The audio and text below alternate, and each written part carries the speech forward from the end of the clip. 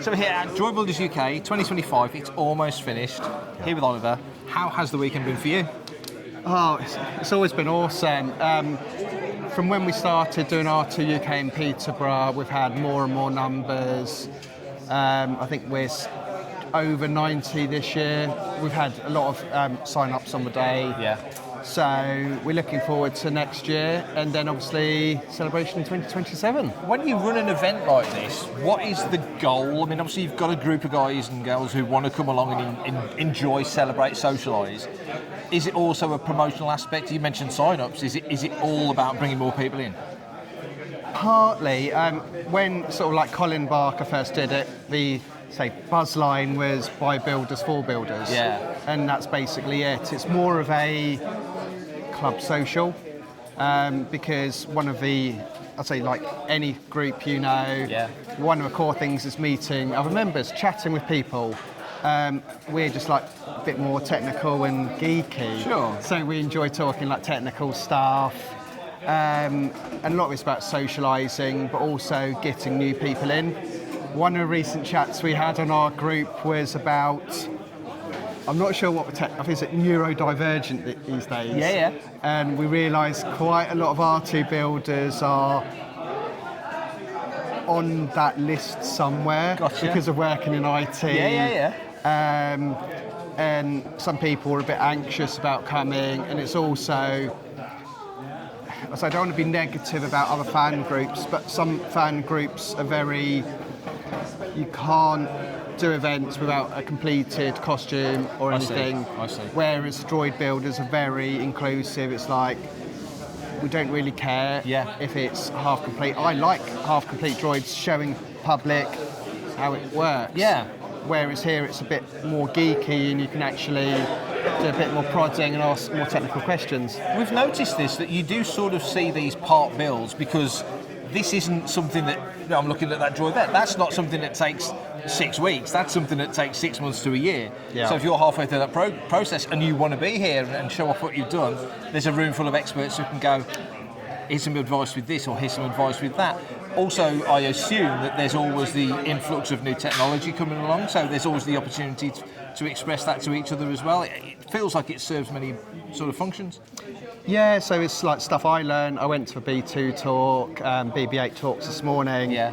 And I'm not interested in doing BB8s, however, some of the technology they use is really good, and from a engineering aspect, I can borrow some of that to do stuff. It's like looking at the B2 talk. While I'm interested in doing a B2, their mechanism for the heads would be great on like a T3 from the Old Republic. Okay. And you look at R2s, for example, some of the technology in R2s, we're progressing, lots of like brushless motors these days, which is a big step on from the original R2. Yeah.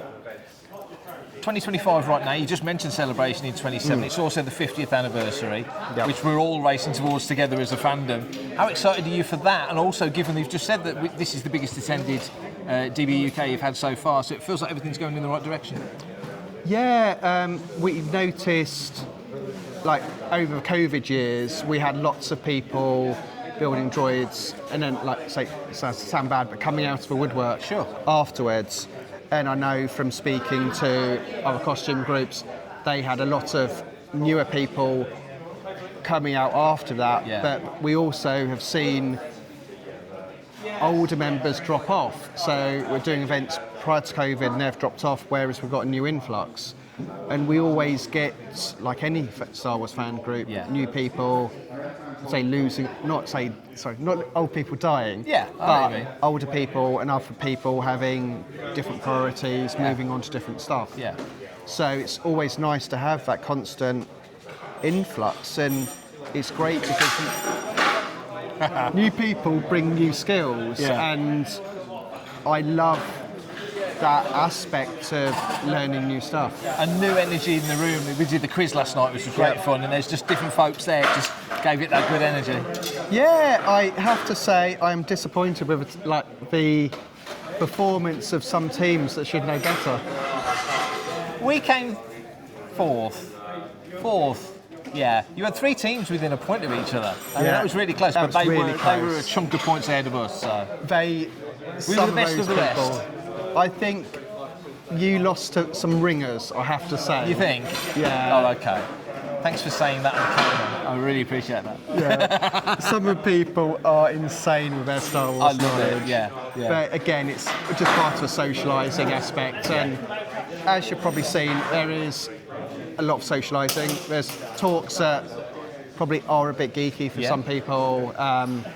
But one thing I mentioned, you forgot to mention earlier, and I forgot to mention, Yes, sir. was we did have more of a helper aspect this year. Had the side room that Mark Lee was doing, Chris Carpenter, where people could fix stuff, learn about things. Yeah, the MOT thing, I've never heard of that before. That is that something you've done for a while?